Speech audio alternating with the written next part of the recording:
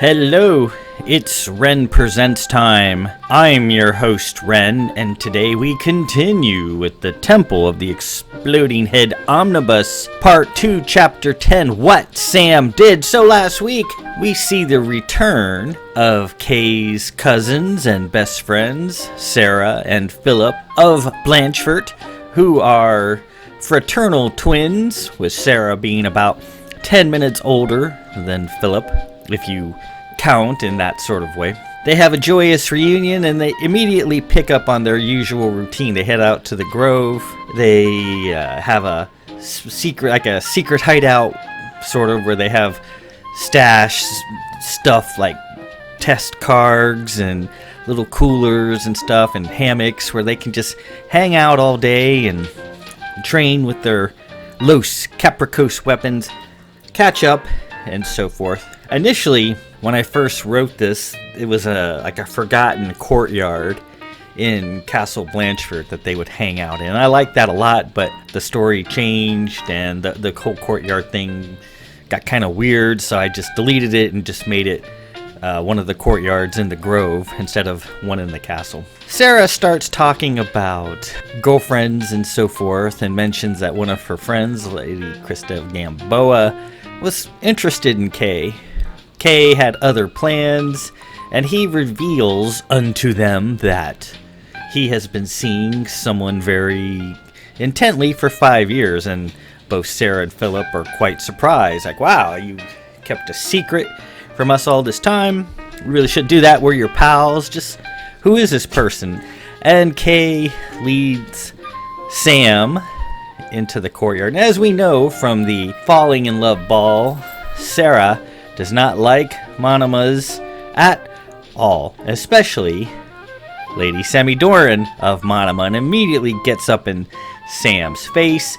And Kay had told Sam that Sarah admires strength above all other things, and if she were to get in her face, to not back down. And Sam does not. They get nose to nose, and then they said, well, you know, maybe we should go off into the woods and have a nice discussion about things, and they do. And immediately Kay and Philip can hear the sounds of a brawl as Sam and Sarah appear to be going at it. Sam is incredibly strong, being a monoma, but Sarah has also inherited the gift of strength, so she can be pretty strong too if she's given time to power up, which Sam allowed her to do before they began their big old fight in the woods. Philip says he doesn't mind Lady Sammy Doran, thinks she's very beautiful, and in fact, they're not kids anymore. Maybe he should start looking. But all the girls on Cana are just too tame for Philip. He finds he likes a hint of wildness, and he says he's always seen in his head this fierce woman in green and brown who would satiate that sort of desire. This fierce, untamable woman who's just a dream in his head. And then Sam and Sarah return, and they're both a little mussed up, and Sam compliments Sarah on her strength, which appeases her a little bit, and Sarah grudgingly says, okay, you can, be part of our troop, but no talking, and no touching, and no kissing, blah, blah, blah, blah, blah. Sarah's, like I've said before, is a very good person, but she's also a pain in the butt. So until Sam wins her trust, she's going to be kind of a negative figure. And some people have said I've overdid it in this book, but we'll see what you think. So this week we continue on Chapter 10, What Sam Did, and we'll see as the troop falls into their usual routine. A couple of things are revealed unto Kay, and they're important, because when I was writing this, I'm like, well, I've forgotten something and I need to rectify it. And this chapter rectifies that. So let's proceed. It's not a very long chapter. The chapters in this part of the book aren't really all that long. So let's proceed immediately. Part 2 of The Dead Held Hands, Chapter 10, What Sam Did. We used to be evil once, and the gods are still punishing us.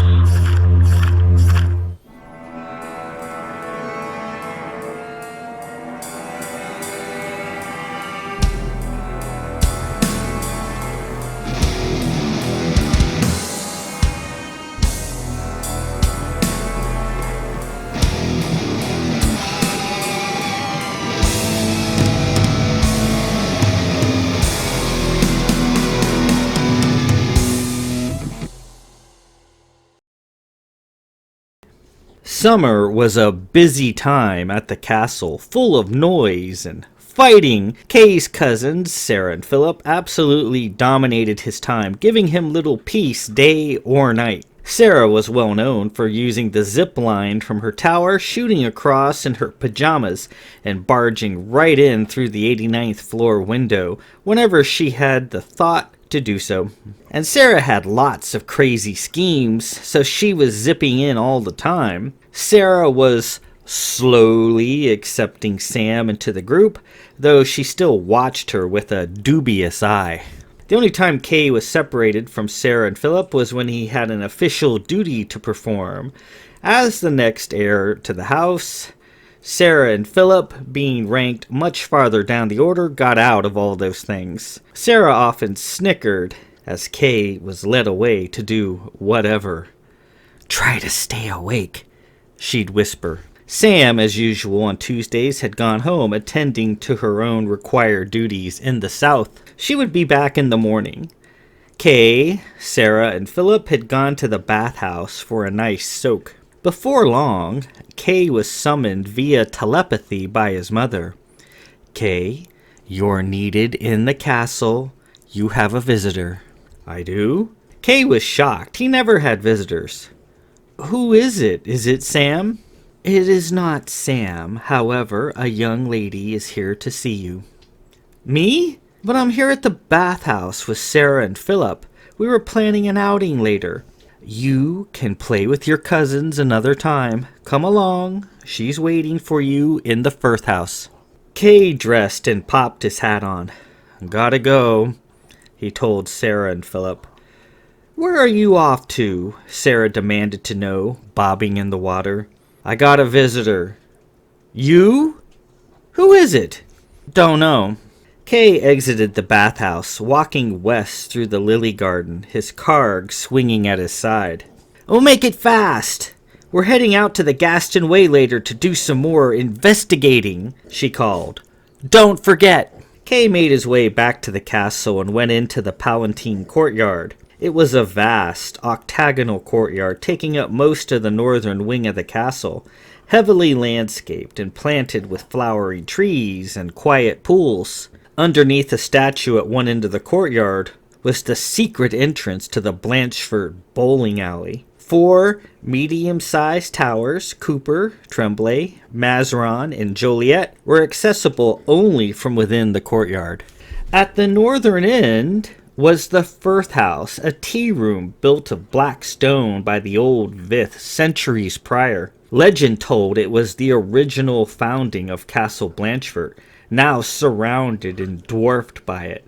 It had fallen into ruin during an attack by the old Bloodsteins centuries back, and had festered as a pile of blackened masonry for some time. Lord Sadric of Blanchford had it rebuilt and made into a lovely tea room for the family's private use. The Blanchfords used it mostly as a secluded spot to meet new acquaintances.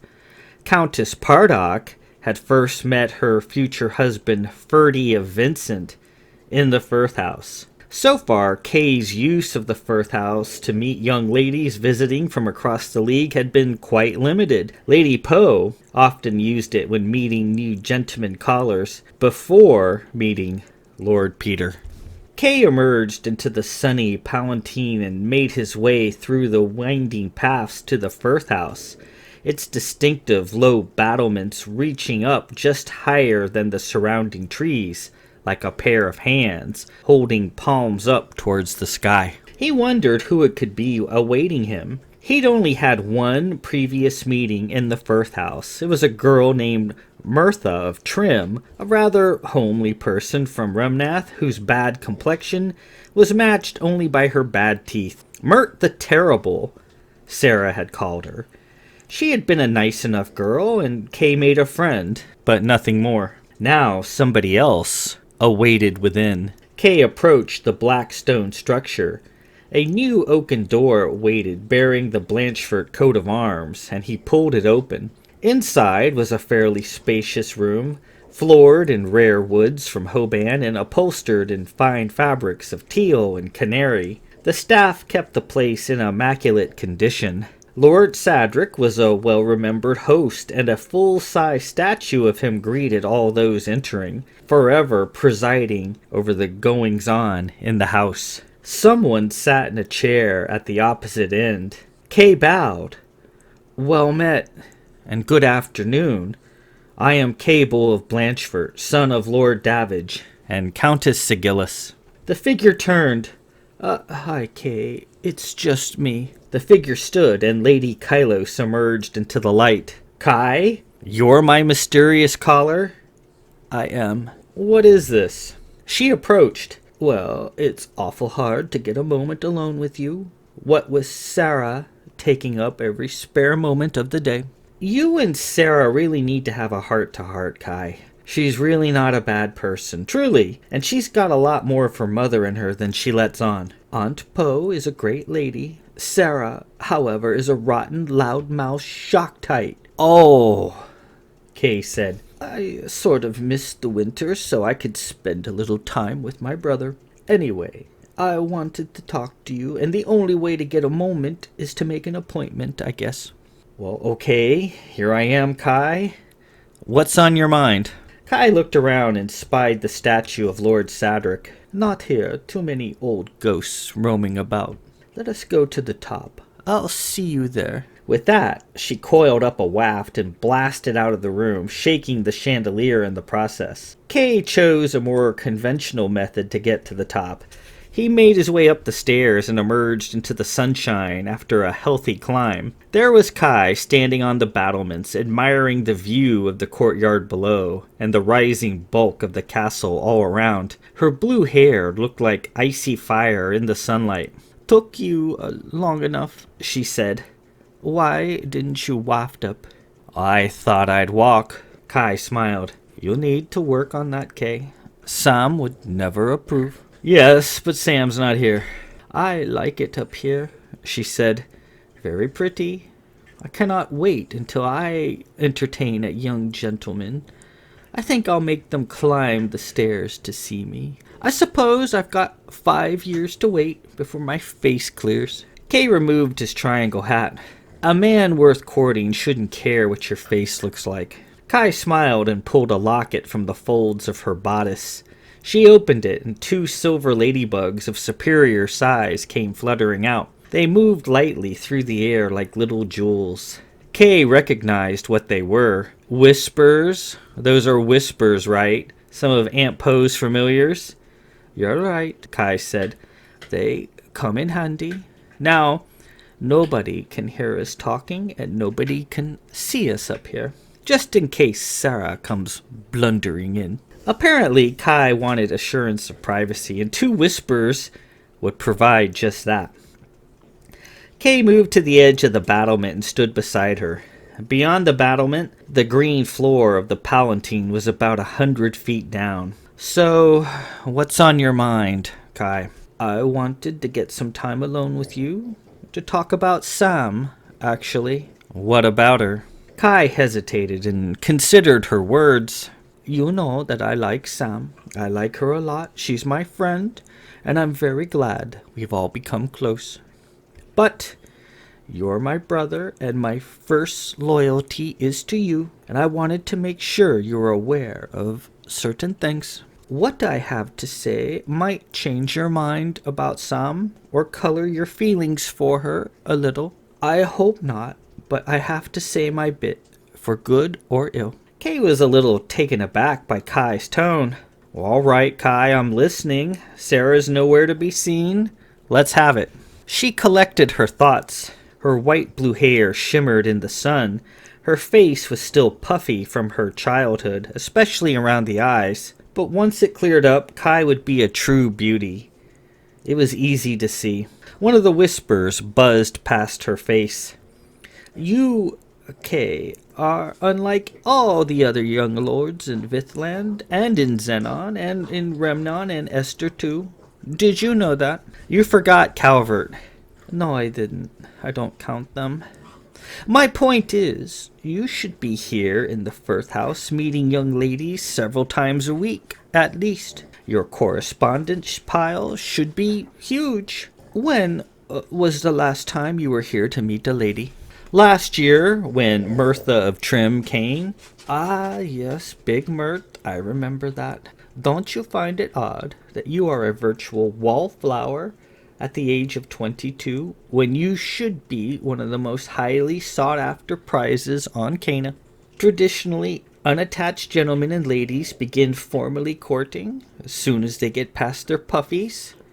Kai touched her puffy face for a moment, hating it. As you've never seemed to have had it, Kay, you should be courting actively for the last 2 years. And I recall Mother stating she would not allow you to court until at least the age of 20. So here it is, 2 years later, and you see virtually no one.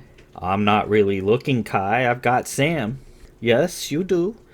But that is a secret relationship, Kay. As you've not announced yourself to the League, you are officially available. As the next Lord of Blanchford, you should be on the top of anybody's wish list. Kay seated himself on the battlement, 100-foot fall to the cobbled path below, precariously close. Just give it to me, Kai. What are you getting at? I'm saying you are isolated in the League, Kay. Look at me. I'm only 18 and puffed up like a marshmallow. Yes. Yet I am already getting more correspondence from young gentlemen than I can handle. I can't actively court them yet with my face puffed up, and Mother monitoring the situation like a rat peddler. But I am already lining up my prospects for the future.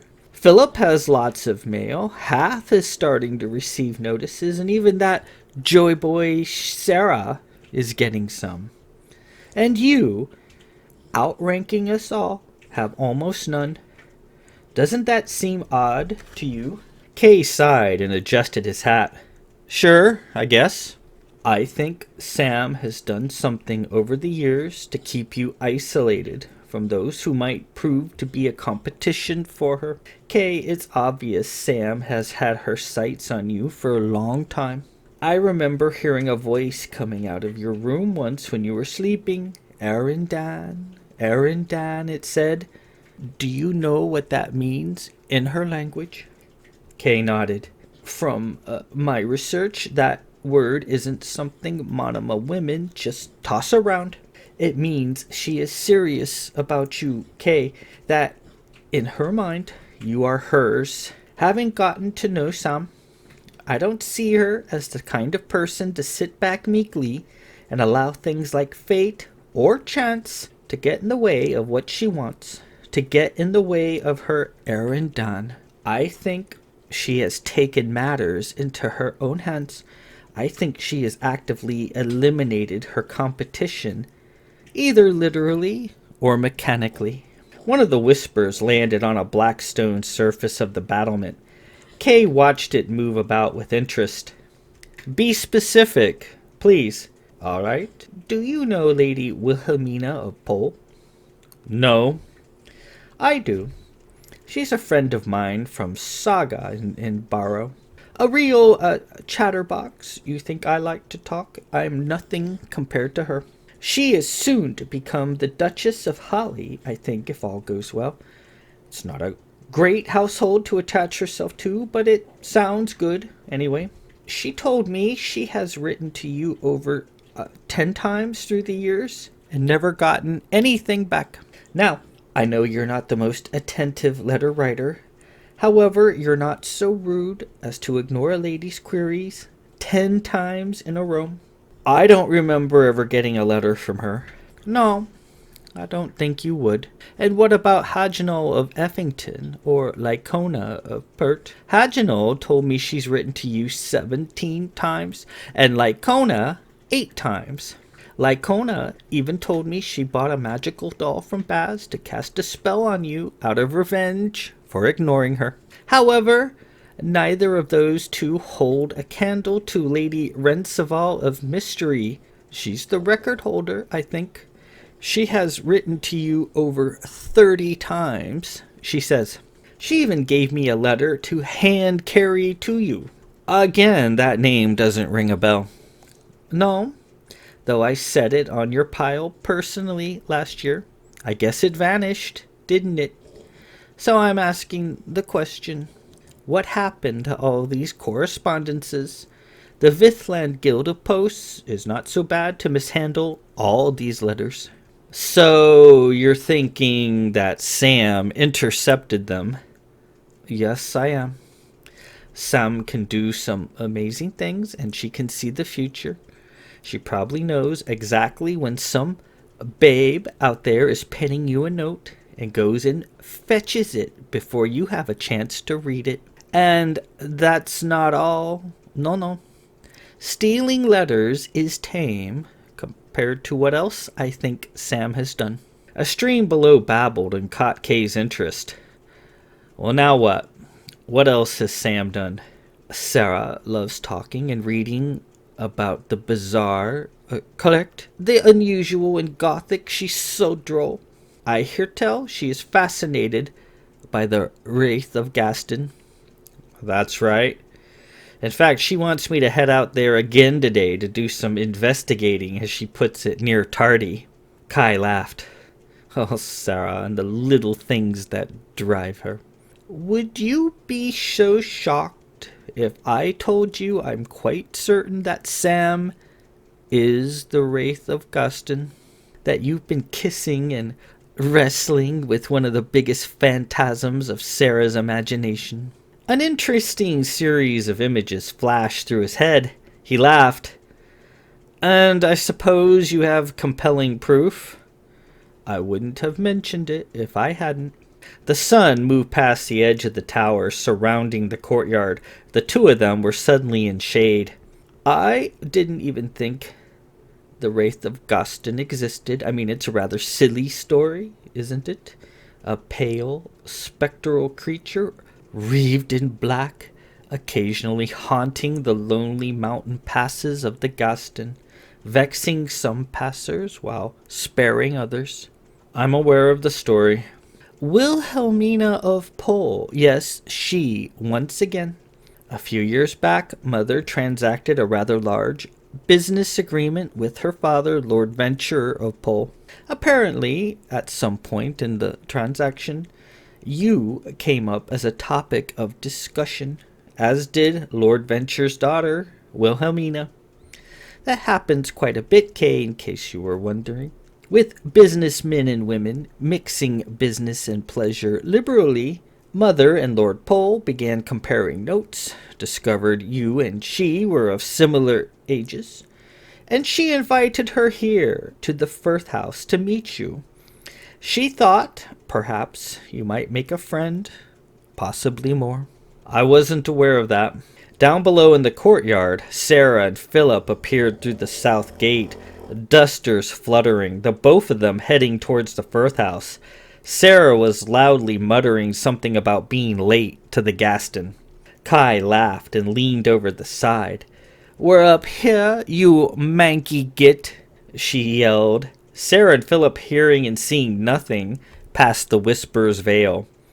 They went into the Firth House, clearly looking for Kay, and then came back out a few moments later. Sarah in a froth. She headed towards the secret entrance to the Blanchford bowling alley, opened the hatch, and went down. Philip stood on the path.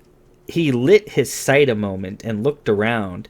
He quickly saw them standing on the battlements. He waved, and Kay waved back. "He's seen us. Don't worry about Philip. He won't give us up to Sarah." Kai also waved. "I like Philip. I'd like a man like him to court me someday. Calm, fairly cerebral. I can't believe he's Sarah's brother. You need to come off Sarah a little. She's a good friend and a good sister. She started this, not me." "True, but perhaps if you swallowed your pride a little, you could end it, and we could all be friends." Sarah came storming back out of the bowling alley entrance. She closed the hatch, and they both headed back toward the south gate. Sarah in a clear tizzy. Philip glanced back at them once as they went. "Looks like you're in for it later, Kay. Anyway, back to the topic at hand. Guess what happened to Wilhelmina as she made her way down the Gaston? I'll give you 3 guesses, but I'm hoping you only need one." Kay watched Sarah and Philip disappear back into the castle, marveling at the effectiveness of the whispers. Let me guess, she traveled here in her coach, dropping into the Gaston Way to avoid the restricted skyways of Pithnar and Adelan, and met the Wraith somewhere along the way. Is that right? She certainly did. She described the ordeal in hearty detail. It made quite an impression on her. She said it came upon them in the wild and ran upon the ground as fast as their coach could fly. And when they took to the air to escape it, it followed, running through the air after them. Wilhelmina got a good look at it. It was like a thunderstorm with a glowing person hidden within. Those black eyes on a pale face, she said. Enough to chill her soul. She said it glowed with an infernal light. She said she didn't remember it having a mouth, but it definitely had claws. She said it disabled their coach, doing a fair amount of damage in the process until they had to veer out of the Gaston and return to Barrow. Quite convinced the Vithlands are haunted. That's when Wilhelmina started writing to you, as she was too chicken to return. You're assuming that Sam's capable of such an incredible feat. Okay, we both know Sam is capable of doing a lot. Look at how strong she is, how fast. Look how she can alter her appearance, and how she can zero in on you just by using her nose. And what about when she speaks to you, even when she's not here? No comm, no HoloNet. How does she do that? She told me how that works. She may transmute her voice across the earth. All the more proof to illustrate my point. Sam is very powerful. Also, do you remember the word she said during the future telling? She said, Olono. I looked it up. It means machine. What machine? What was she talking about? I don't know. I asked her and she won't say. She's like that, has all sorts of secrets she doesn't think I can handle. A few staff members came out and began tending to the grounds. Kay and Kai sat silent, listening to the sounds of their tools as they clipped the bushes and raked the gravel, the sounds carrying. I'm sorry I had to tell you this, Kay. Well, I'm sorry too, he replied. I'm sorry you think I'm so stupid, Kai. Kai turned to him. Kay, Of course you're correct about everything. Sam is quite powerful. She can do all sorts of things. She could break me in two if she wanted, or gut me in an instant. The only invariable you didn't figure into your thoughts was me, Kai. I've known Sam has been doing something all these years to keep me from exposure to potential rivals. I simply never bothered to rationalize it out in such a forensic manner as you have. It had no meaning. As you mentioned, I know Sam has been near to me my whole life. I have no idea what drew her to me, or what compelled her to leave her fog-bound home and come to the north in the killing cold. What Manama, besides a paid seer, does that? I have no idea what Sam sees when she looks at me. A great man, a powerful man, a fool. What is there to be seen? I really don't know. And I'm sure if I were to ask, she wouldn't answer. All I know is if I have been fortunate enough to command such devotion from someone like Sam, who am I to question it? I've been blessed. I have been enriched by the girl with the pale face and the black eyes. You're not disturbed then? The letter stealing? The Wraith? I wouldn't expect anything less from her. And if I were to shrink from such a thing, I wouldn't be a Vith, would I? As you said, she's not the sort of person to simply sit back and hope for the best. I actually admire that in her. And I'm certain Sam is not the first lady in the League to take steps to sabotage a rival. Such things do happen, right, Kai? Kai smiled. Yes, they do. I just can't think of anyone who went to such extremes. Usually ladies pay to have somebody else perform such things for them. There's a guild on Planetfall specializing in such a thing. Sam doesn't do anything halfway, and she doesn't have the money or the means to contact a guild on Planetfall. No, Sam would take matters into her own hands. Isn't that the Sam we both know and love? I suppose so. So, Kay, how long have you known about this? A long time. I'm not sure when I put it all together, but it makes sense. None of what you just told me is at all surprising. And you are just acting when you present yourself like a complete dullard. Well, let's not quite go that far, shall we, Kai, with the name calling. They laughed. Kay held out his hand. Come on, Kai, let's get out of here. Kai took his hand and they exit the battlement, moving down the black stairs. She collected her 2 whispers and put them back in her locket. One last thing, Kay. You're certain you're at peace with this? I mean, to be spoken for your whole life? Have you no thoughts of what else might be out there? They exited the Firth House. Not really, no. And I don't need to look anywhere else. I have all I need. They moved down the path and re-entered the castle. Hey, what are you doing? Came Sarah's loud voice. Creation, we were about to list you as a missing person. Where have you been? Speaking of morons, Kai said under her breath. Just having a talk with my sister, Sarah. Sarah marched up. What do you want to talk to her for? Your sister's making us late. The Gaston, remember? We're heading out there.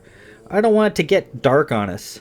Kai spoke up. Why do you want to go to the Gaston, Sarah? No reason that would interest you, she replied in a rude voice.